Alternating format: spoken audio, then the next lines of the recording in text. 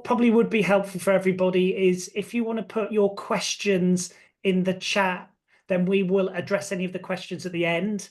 And Catherine's going to give you an overview of the scheme with a few slides, which I hope will be helpful. Catherine.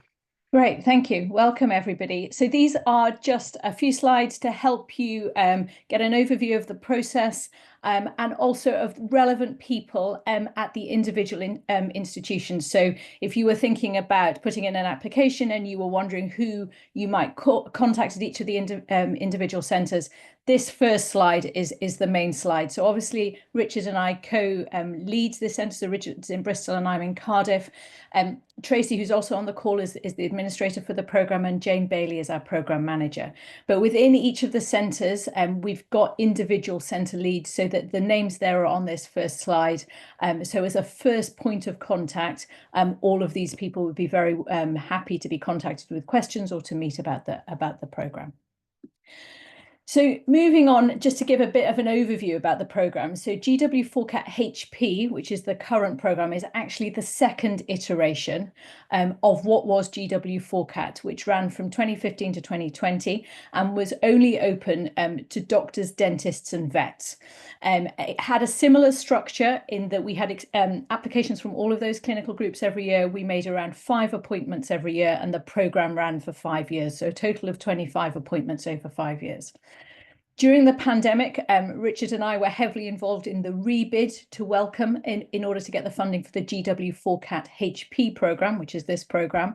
And the big difference there was building on the doctors, dentists and vets. We opened up the programme to nurses, midwives and all allied health professionals. So that's 24 different clinical backgrounds. So we're open to people of all clinical backgrounds, and in the NMAP, so that's the abbreviation for nursing, midwifery and allied health professionals that I'll use moving forward.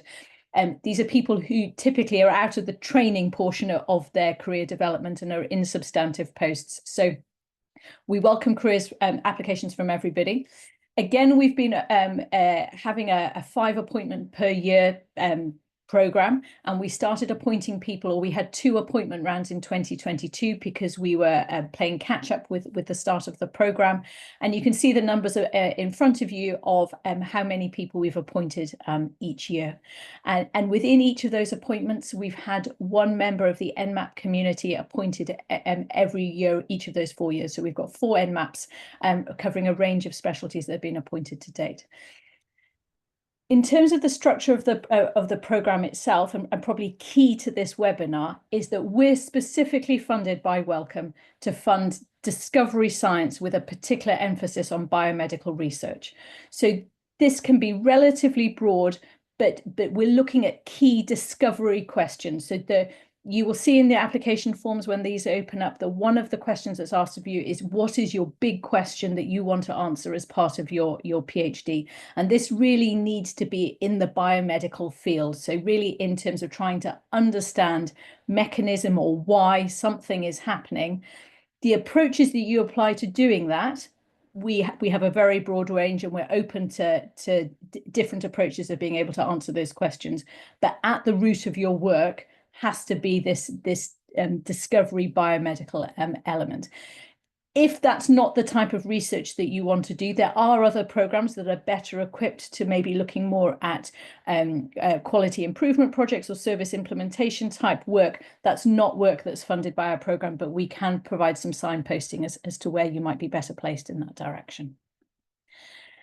In terms of how our process works, so as you'll know, today the application process opens. We have a standardized form.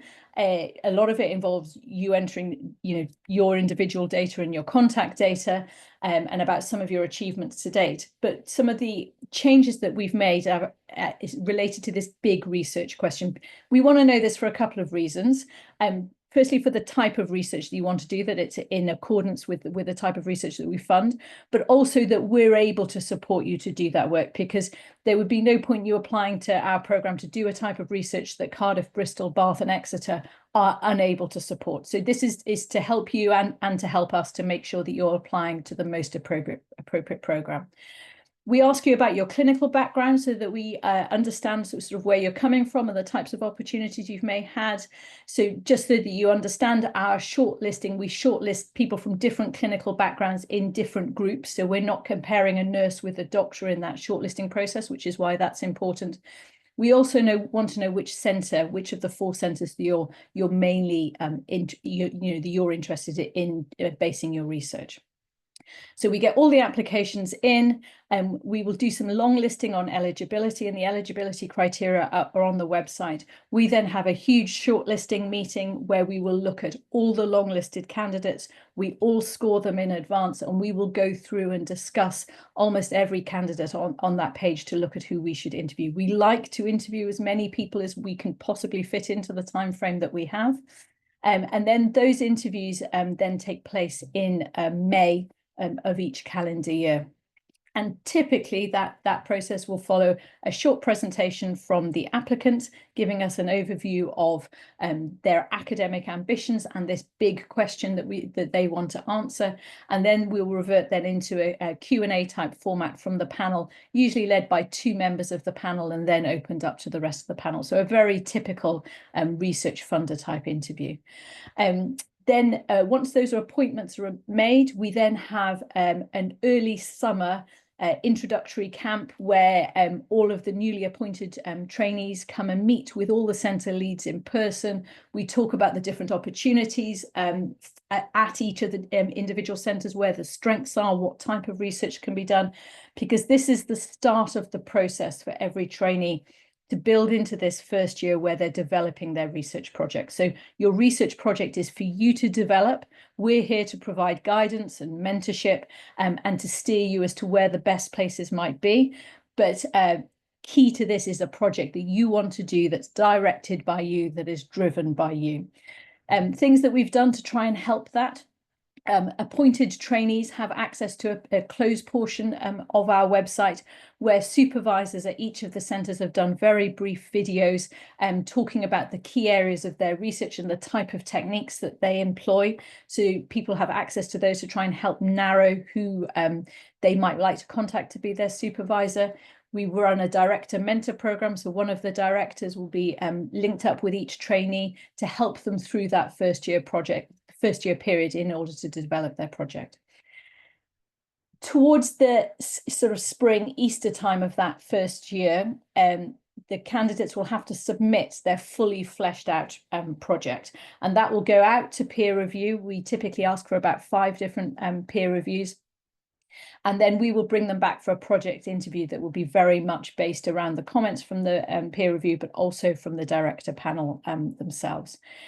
Typically, trainees are then asked to go back and to reflect on some of those comments and make some modification to their project, but with the aim that they would start their PhD that September, October. There's some flexibility around that in differing circumstances. And then between years 2 and 4 of the programme is the full-time or less than full-time, but this is the PhD period, where people are doing their research, but also interspersed with cohort days. So Jane and Tracy are now, I think, very infamous or famous for these cohort days. Different types of structure to these days, some more focused on well-being, but particularly a training component as well to others. So there'll be external providers brought in to help with communication skills, CV building, communicating with the public in terms of science, patient and public involvement and engagement as well. So that bit is integral to the whole 3-year period of the PhD. So in terms of dates for your diary, to be specific, and thank you, Tracy, who's updated all the slides here. So 27th of November today, applications open. And they will close on the 17th of January. So we won't accept any late applications. They have to be in within that period. As I said, we shortlist applicants in the spring. So around late March, early April time, people will find out if they've been shortlisted for interview. So that will give you just about a month to prepare for that interview. And if you are shortlisted for interview, I'd really encourage you to contact previous GW4CAT or GW4CAT HP trainees and people in the local centres to help you with practice interviews and help you with preparation for that interview. Unfortunately, The directors, because we would be conflicted, we can't offer that directly because we know how the interview is going to run, but please get that practice in if you are shortlisted. We're holding the interviews just after the bank holiday in May, and then outcomes will be with the successful applicants in that third week of May. And then this is when, in early July, I've just spoken about, we have this face-to-face meeting, and this is when the project development and project proposal starts. And then September is a mandatory introductory day for all of the new trainees, linking in with our management team. And then last of all, supervisory group. So as part of your project development, you have to put together a supervisory group. And we often get a lot of questions around this. But the labeling that comes from Welcome in terms of how your supervisory trust group is set up is that you have a senior supervisor, and this will typically be someone who's very senior in the field, who is well recognized in the field. And we have a list of people on our website who have met ours and the Wellcome Trust criteria for being a senior supervisor. And that looks at things like their grant income and how many students they've supervised previously, and their publication output. The lead supervisor is also a really key person. So this is the person that you'll probably interact more with on a day-to-day basis, and might be closer to the ground in terms of the techniques that you use. And then finally, of course, co-supervisors possibly at other institutions, if that's relevant for your project. So typically people would have 3, at the most 4 supervisors in their project. Any more than that and it becomes totally unmanageable.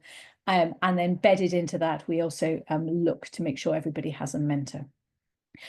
So that's the end of the slide that I was hoping to share with you. I think a key thing, Richard and I will keep reiterating, there is a portion on the GW4CAT HP website of frequently asked questions.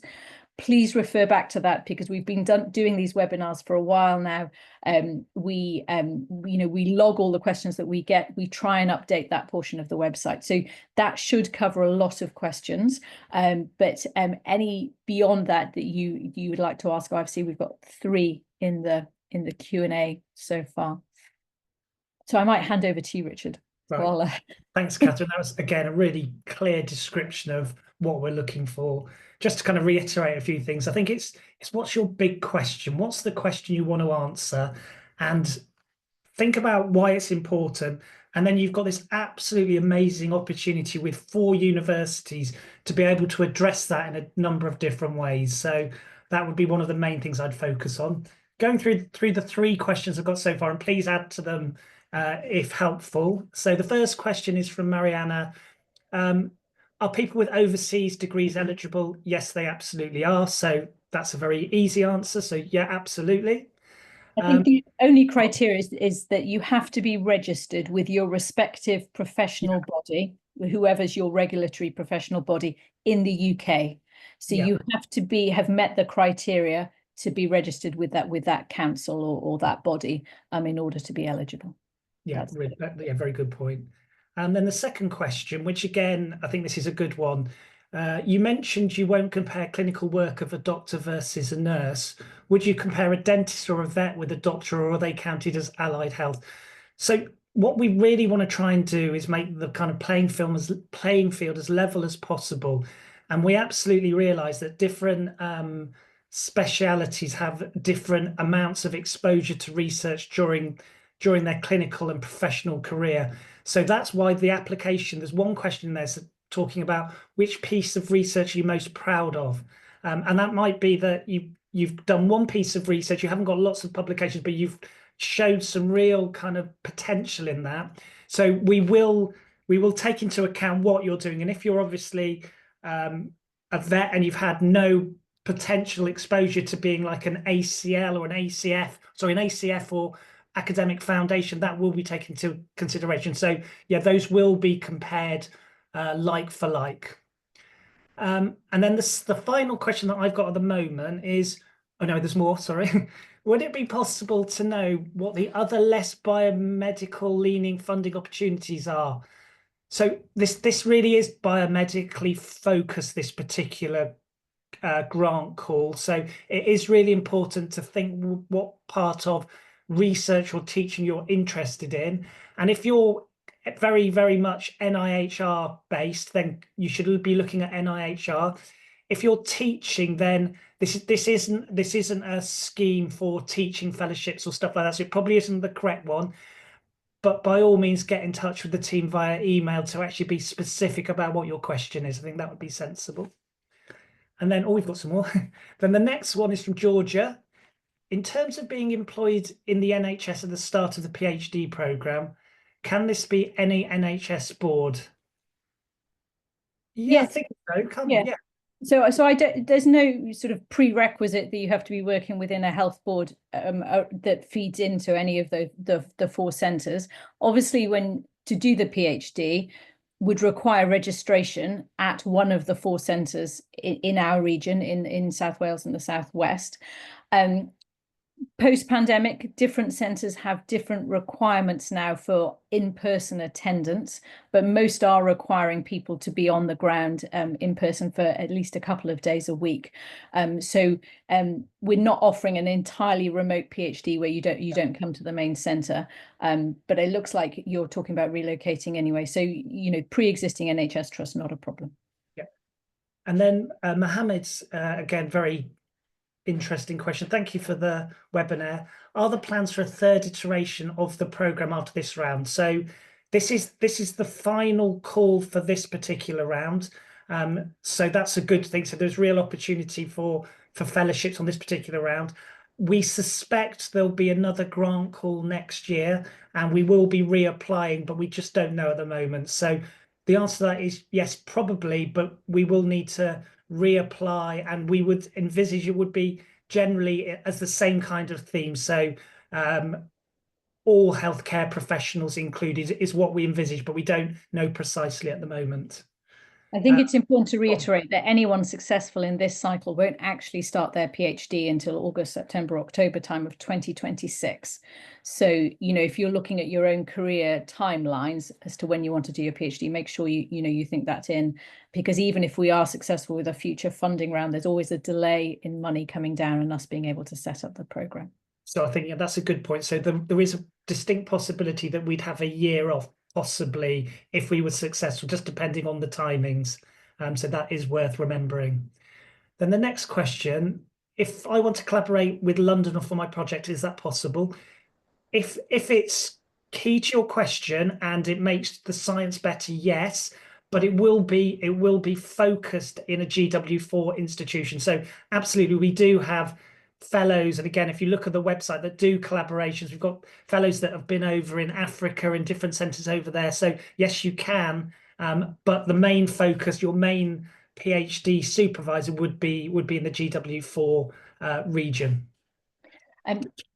There's one I'm not sure if we've missed, but there was just a question which said, will this scheme be replaced by another PhD for a health professionals program in the future?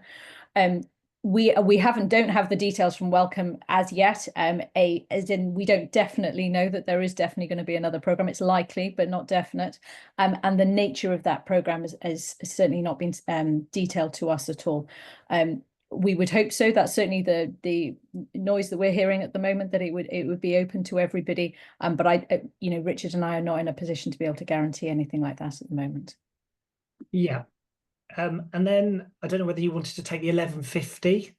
Hi, may I know if I'm eligible to apply if I'm registered with HCPC? But not working in a full-time clinical job at the time of application, and if it's okay if I'm working at one of the 4 universities at the time of application. And you're concerned about conflict of interest. So there's no conflict of interest by already working at one of the universities. There's no absolute requirement that you have to be doing clinical work at the time of application. It's just this registration with your professional body, and that you've met the requirements for the annual ongoing appraisal process for your particular professional background, and that you're meeting whatever minimum clinical activity and CPD requirements that your governing body asks for. As long as that's in place, then you're eligible to apply. But let's alternate now, Catherine, because it makes it more fun. I'll take the next one, you can take the one afterwards. When you say biomedical science, does that mean lab-based only? That's a really good question. No, it doesn't. So discovery science can be a variety of different approaches to discover new things. So it doesn't have to be lab-based.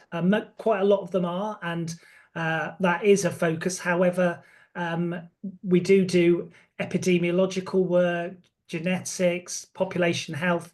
Absolutely.